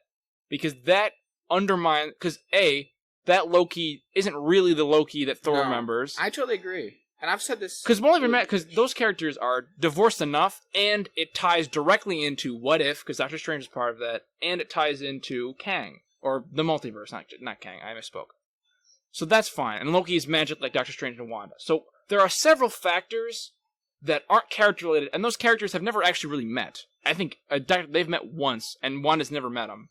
So those characters are different enough that they can fill their own bonds, and they don't really talk to Thor, so there's no weird conversations that have to happen. Now, if he shows up in Thor 4 magically, or Guardians 3, because we know those two scripts are very closely tied, James Gunn and Taika have both said that, I wouldn't like that. Because Thor's thing is that he loses everything. That's the whole point of his Ragnarok, Infinity War, Endgame arc, which I think is one of the better arcs in the MCU, but that's a different time. Because Loki is completely different. No, I get you. That is valid. I also will just say, though, to be honest, I wouldn't mind. You're a son of a bitch. You're a son of a bitch, and I hate you. How dare you turn against me no, on my own show? That's fair. This is fair, Jack. But no, I guess I'm just totally on the opposite side of you. You're being a real Fox News about this, you son of a bitch. Yeah, I guess I lack any... You Ben Shapiro-ass motherfucker. I've got no conviction here. I couldn't care. I think it'd be cool if he came back. Because here's the thing. I do see all of what you're saying. But I will say, like, because I've had this thought about Gamora, right? I'm really interested in how James Gunn's going to approach Gamora. I'm interested as well. She is alive in the main universe, floating around. That's just a thing. But it's not the right Gamora. And I think that I have speculated that they're going to do some, like, weird shenanigans of, like, multiverse stuff where maybe, like, the universe is going to somehow correct and being like, well, if there's another Gamora here, then I'm going to give her the Gamora's memories. There's some weird cosmic Some dumb comic book shit. Some dumb comic book shit. That's been my, like, speculation, is that she's going to somehow acquire the old Gamora's memories and just bring her up to speed. Or maybe they won't do that at all. I don't know. I will say, though, this is, while different, because, yes, Loki is dead, so you would have to bring Loki back somehow. And then also face the hurdle of their memories wouldn't be totally synced. I will say it's closer, right? Yeah. Because the Gamora that's in the mainline universe right now does not know any of the Guardians. She knows Nebula, right? But she not just the same has way. no memory of being on the Guardians. Whereas this Loki in the show right now has, one, he watched the movies. Yeah, he watched all the movies, just like we did. But he also was caught up to 2012, which obviously, like, you can't read too much into this, but the gods are, like, real old. So, like, the past 10 years of movies are nothing to him. Is almost not. And again, you can't really look at it like that because it is important development-wise. Like, that is where all of their character development comes from, because that's all the movies we've seen them in. Yeah. But still, I think that one is more. It would be more easy to catch him up to speed. If this Loki, who's a little out of sync with this Thor, met each other, I think they could pretty easily reconcile that for at least for the purposes of the movie. They could convince me of it to where I could suspend my disbelief. Like, yeah, they're caught up. Whereas again, the Gamora one's much harder because you have to somehow get her to remember everything. Like, that is a totally one-sided dynamic. And there's no TVA to let her watch all the movies. So, I guess you're just saying. But I guess to finish my thought before, or I don't know if I did finish this, but I'll say it again anyways. I think it would be lame to bring him back for this show, only to kill him again. Although I guess, like you just said, you're kind of on the other side of that, which is like I don't want him to be killed, but I think he'll just kind of go live in another timeline with Sylvie and Mobius. I think that would be fine, I guess, as well. But I guess I really was kind of like, if they're going to go through the trouble doing this show, clearly it's going to be an elaborate way by which they can bring him back. Yeah. Or maybe this is going to be a way to send him off. I don't know. It could be just the opposite. Yeah, who knows? But to finish that, I guess, I will say, like, because a lot of the MCU stuff in the past couple years here seems to be doing this, is a bit of handing off, right? Mm-hmm. Whether it's, like, Cap to, like, Steve Rogers, Captain America to Sam Wilson, or like we just saw in Black Widow, that was sort of a handoff from Natasha to Yelena. I suppose we could see some kind of handoff here where the like Tom Hiddleston Loki hands it off to Sylvie, and then Sylvie makes a jump to the main timeline and becomes the Loki for the foreseeable future in the movies. Yeah. Or whatever, content, shows, whatever. And then that way Tom Hiddleston can kind of exit. Well, we have this new actress who's just got into it, who would be probably more likely to, get a bunch of movies under her belt and sign a bigger contract and stuff. Right. Now to speak on that, not to completely disagree with you, but I found something that completely contradicts that. Oh, yeah? So Tom Hiddleston's birthday was very recently. He was turned 40, I believe, at the first episode of Loki. Sure. I believe. Or yeah, something like that. Or something to do with Loki he turned 40 on. And he was in an interview, but they said, hey, like, you were 30 when, like, Thor came out, or, like, something, when you first became Loki, you were 30. That would be... Yeah, exactly, 10 years ago. And now you're 40 starting Loki. How does that feel? Do you think you'll be there 50? And he goes, I hope I can be. Which kind of means... about it? All right. Probably, I'm going to say... That's how it sounds. Probably your thing. He could be spinning his wheels for the press, Yeah. Because... You don't want to get up there and be like, no, I'm fucking sick of it. I hate being Loki. I hate this thing that's made me all my money. Because that's what made him famous. Anything else. Kind of made him famous. If the local community theater came to me with a role, I would take that before I'd be this fucking Loki guy again. I hate it. No, he's one of the guys. No, you're right. If he said that, then yeah, I guess that does fly in the face of what I said a little. I'd be happy again. But if that's the case, then it sounds like he's definitely committed or willing to be in more stuff. So... It sounds like he's probably not going to die at the end of this. No. And probably also not just go off into the sunset with Sylvie. I would really like if they both collected together, made the jump, the mainline universe, and were in the movies. Which means, not to... Because I will say, I guess the other alternative is that Tom Hiddleston sticks around as Loki, but they kill Sylvie is the one who sacrificed in this, and I would hate that. I would not like that. Because if you're going to bring her in and make this cool new character... Do not be killing her. Don't be killing her. Especially not she's as got like, unique the class. powers. Don't fridge her, right? Oh, don't. You're pretty much fridging her then, right? Which is even worse because she's actually a character. Exactly, 100%. You can't just kill her to be like. No, I think Loki for Loki's motivation. No, I don't think she's got to. I think the MCU's past that. I think so too. Because I guess to spin all that, I feel like the most likely maybe Mobius will somehow need to sacrifice himself. I hope not, because that's Loki's friend. It'd be sad. I agree, but also like I don't see how he's gonna fit in because he's not really on the same level as them. He's just a guy. He's just a fucking guy. Or it could end and he's like, all right, I'm gonna have to rebuild the TVA, or like somehow put this stuff back together, or somehow help all the people we've harmed, and kind of. Maybe he'll make a TVA that is good, because I assume that if maybe he will, because I just thought of this right now. If he takes over the TVA, he just might stop people from breaking other timelines. Yeah. Like, if you have time travel and can jump into another timeline and you're fucking shit up, he'll go, hey, and prune you, and be like, you're done, because you're fucking... And maybe become, like I said in episode 1 of the show, the Living Tribunal, and he'll make some sort of Living Tribunal where he is benevolent, Mhm. where he like lets it grow until like things actually become bad, and then he cuts it off. Because, like we said, the red line doesn't mean anything because it's all made up. Yeah, I think the red line is just at a point where the timeline, whichever timeline it may be, branches off in some way that's disadvantaged To Kang. to his plans, whatever they may be. It's not actually anything's going to explode or The whole world's going to crumble. Yeah, it's just that whatever from this point on, there's going to be individuals in this timeline that are going to be disruptive to me, and I don't like it. Don't like so we're just gonna no get rid of good, no good. And if he's in Multiverse of Madness, Loki, like we're theorizing, it's going to be fucking nuts. There's a lot of people. That's how it's seeming. Because I've seen leaked, like, because people have leaked a lot, just like the set things they get for working on the movies. Oh, yeah. And I'm like, why are you doing that? Because they leaked shirts, and there's shirts of Multiverse of Madness, and there are 4 characters on them. And it's Wanda, Wong? Yep. Yeah. Doctor Strange, and a girl who can jump through reality. And that's her power. Like, she's like Naomi or something. So, they probably wouldn't just reveal to everyone that Loki was there unless they had to. You know, who really So, knows? I just looked it up, just curious, because I find it hard to keep track. So, Spider-Man 3 is December of this year. Yes. Which also is, I mean, spoiler or whatever, but I think this is pretty much known.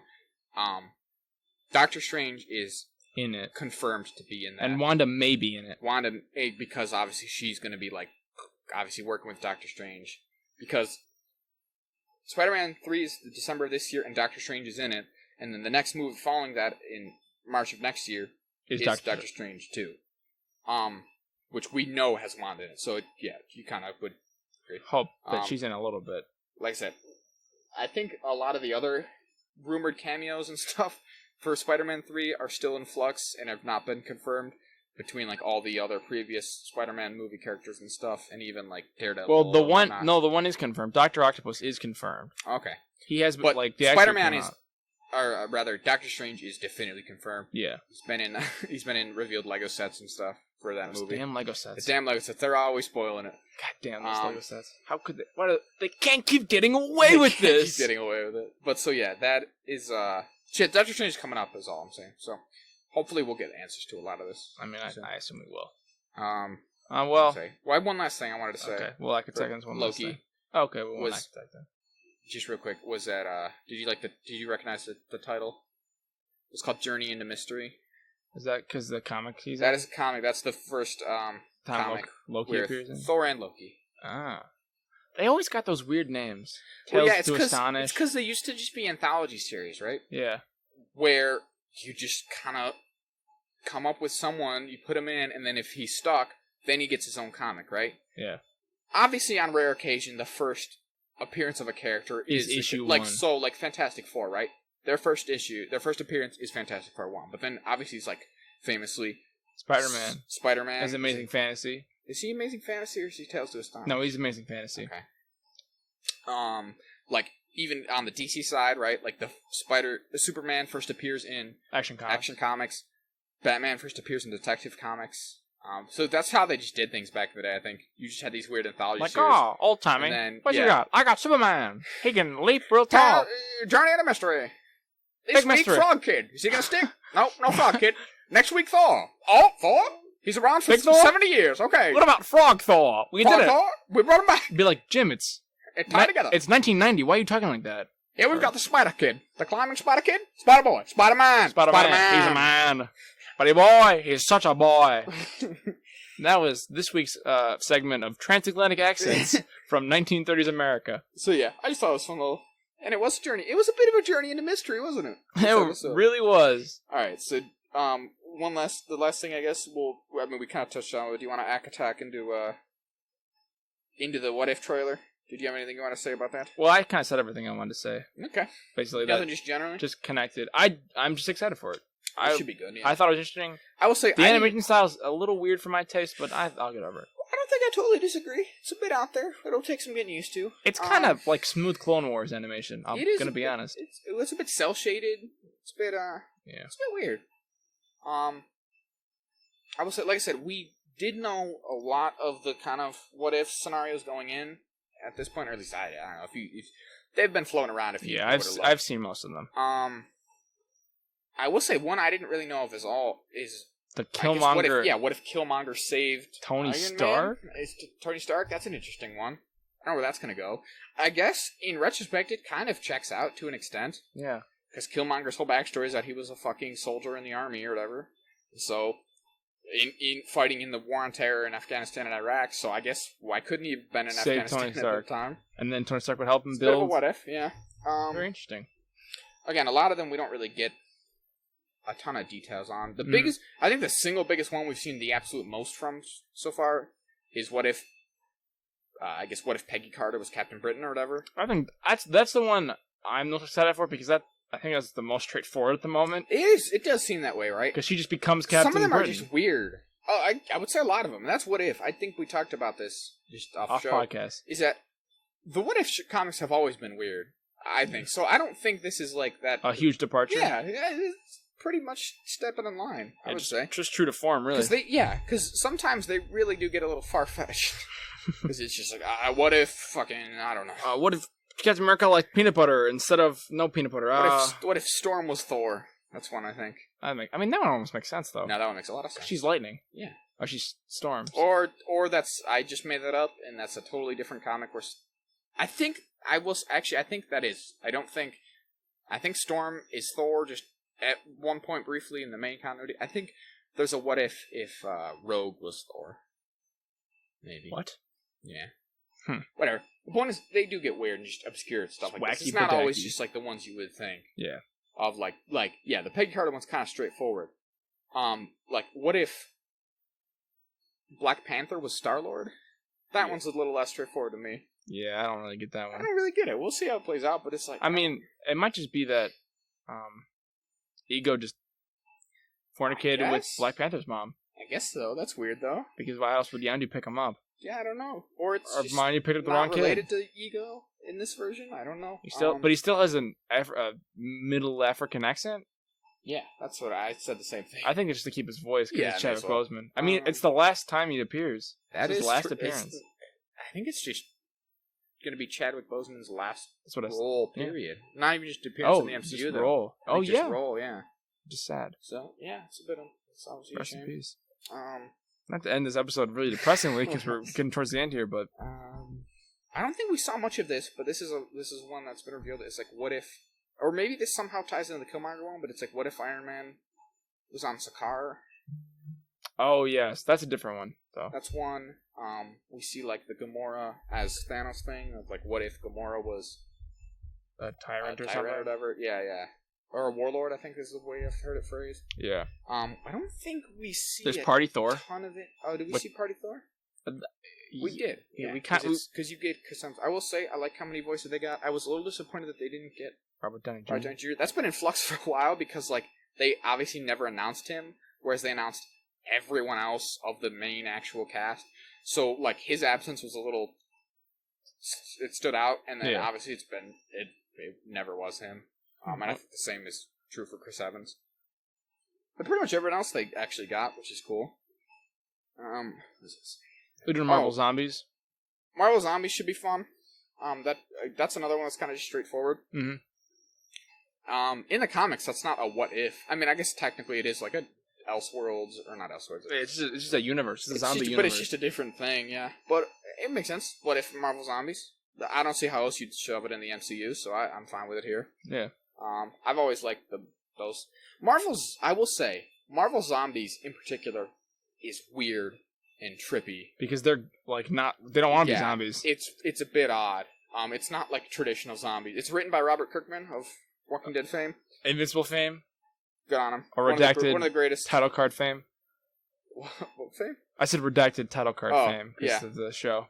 Yeah, one of my... We'll talk actually... one of the better comic writers of our time. I'd say so. But yeah, he does it, and it's a little weird. It's a little more obscure and out there than just zombies. There's a couple Marvel comics. The Punisher Kills the Marvel Universe is what it's called. Or the Deadpool Kills the Marvel Universe. It's not that, though. That's a different thing. Punisher Kills the Marvel Universe is Punisher in a zombie apocalypse. Oh. And the heroes and stuff are zombies, but they're just, like, mindless zombies, really. Yeah. In Marvel Zombies, they're like sentient. They're sentient at times, and they like have these grand plans. And they're like, it gets we don't want to be once zombies. you get into Marvel Zombies 2 and 3 and stuff. Oh Jesus! Too many. But we'll read them if you want us to, So listeners. this seems more in line with what I was using, where they just seem like zombies.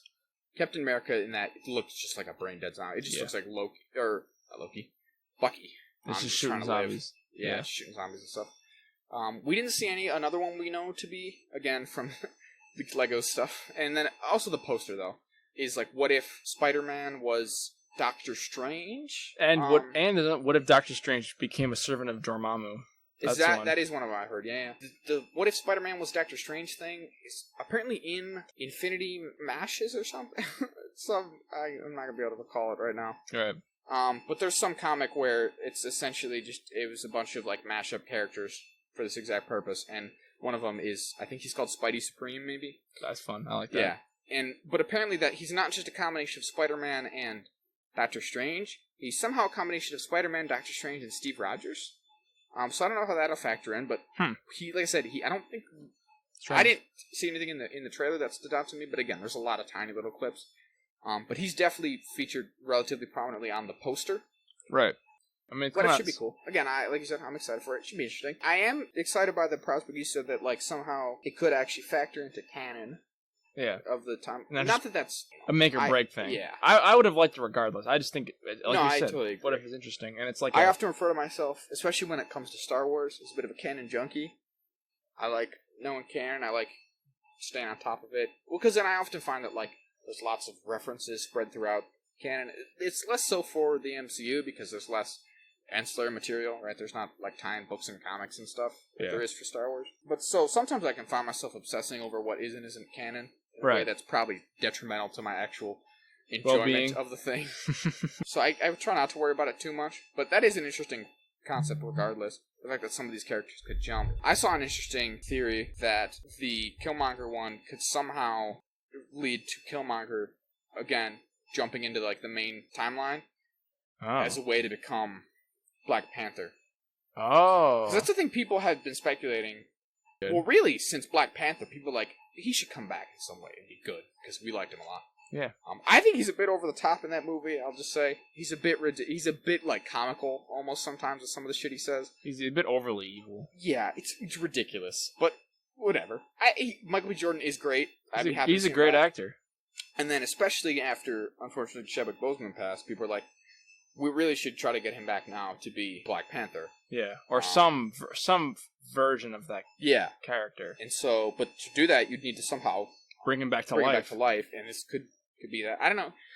It's one of those things where, like, I'd have to start looking into, like, the history of it in the comics. I was going to say more the production timelines of this involved, where it's like, does that even make sense, timeline-wise? Would this show have been in production long enough back for that when they could have, altered it when Chadwick Boseman passed, or would this have already been done by then, kind of deal? I'm not totally sure, but not to drag us out, but I think that might be the case because there's a lot of rumors going around for Black Panther that Namor is still going to be in it. Yeah, because that was coming up. The most recent stuff I've seen is but even before the tragic passing of Chadwick Boseman, I'm bringing it up a lot in this episode. Well, because he's in it. That's true. It's important, and it's very sad that he passed. So I was always wondering, like, well, how are they going to do Namor if no one's around to fight Namor? Uh-huh. But if Killmonger comes back, he can fight Namor. If he's Black Panther or some Black Panther-esque character, I don't think he'll be the Black Panther. I think he'll be whatever he is. What is he? Is he just Killmonger? Isn't it he's like just Killmonger? Yeah. Whatever, like golden, whatever he is. Yeah. He could fight Namor in the suit with the powers because he's a trained killer. Like he's a trained Marine or whatever, or special ops. I think he's a Navy SEAL, right? He's got all those weird scars he gives himself. Which, those are weird. He does it. Yeah. I don't know. They obviously could have other plans for who's going to take up the mantle. I've heard, like, maybe they'll pass it around, or, like, it'll be a shared thing where, like, M'Baku and Shuri could, or maybe Okoye, or what's his girlfriend's name? Oh, goodness. I don't remember. Sadly. But yeah, I've heard stuff like that. I guess I was in the minority of this because a lot of people didn't seem to be on board with this at all and think they've made the correct choice. Because everything came out and definitively said that it is going to be taken on by some new character of some kind. I had thought potentially, like, I didn't personally see a big problem with just doing essentially just recasting it and saying this is still T'Challa, the Black Yeah. Panther, right? Apparently, people were on board with that because when this news came out that they were going to replace him, everyone was okay with that and seemed to think that was a better choice. So I guess I'm in the minority, which I'm fine with. But I don't know, because they talked a lot about how, like, when he passed, like, that this character was important to him and that, like, he kind of, obviously, he didn't create it, but he founded it for the MCU and, like, was proud of the impact it had. And so it seemed to me like I thought it would be potentially nice if the character could continue as a character, right? Is that, like, it didn't have to die with him. And again, I guess I was in the minority, but, like, that was my thought process. It's like, it is kind of sad that T'Challa has to die, too. Hey, be gone. Again, I guess everyone else thinks this is the correct choice, so I won't argue too heavily, but... We'll see how it goes. Kind of went off a tangent there, but yeah. That's alright. What if? Should be good. I'm excited. What if it's good? Yeah. It's gonna be weird to talk about, again, not to hyper-focus on what is and isn't canon, but, like, so much of what we do here is speculate on The future. how things are going to tie in the future stuff, and we love, again, I think you probably are to an extent, Jack, also a bit of a canon junkie, right? I definitely am. We like, yeah. I like seeing knowing how what's things coming tie in. next. So, if all these shows are, or these episodes of What If are just anthology episodes that don't tie into anything greater, that would be a little difficult for us to really talk about. I mean, it'll still be like, that was a good episode. It was a good episode. It was pretty good. But it we means might- nothing. We'll Right. never talk about it again. We might not discuss these episodes nearly as much as We were talking about Loki. like Loki in particular, which Yeah. has so many implications and so much tie-ins. Especially his Yeah. final episode will really cosmic be a lot to talk about. happenings. Yeah. All right, on that God, I note, hope it's Kang. I hope it's... If it's not not Kang, Kang, we're we're gonna going to feel have to such a cancel moron. the show. The show will have to Yeah. be taken down. We'll delete all the episodes And just restart start episode over. 1, another pilot. I'll read this all the same up to this point, and we'll re-record all new episodes with this new knowledge. On that, I'm going to Egg Attack, because we're at an hour and 45. Now we'll finish it up. And I just want to end it with looking into the future. I think what we're going to start to do, I'm saying it now on air, and Zach can cut this out and we can talk about it off podcast. Just every so often, we'll talk about on the podcast what we're planning on talking about in the future. Yeah. I mean, we touched on We this a couple weeks back. brought up, we did. This is why I want to start, because we did it once, and and we brought up Robert Kirkman, which is very apt, because Zach and I are both obviously interested in watching. We've seen a little bit of the show Invincible. I've watched the first 4 episodes and read the first 15 issues, and Zach has done none of that.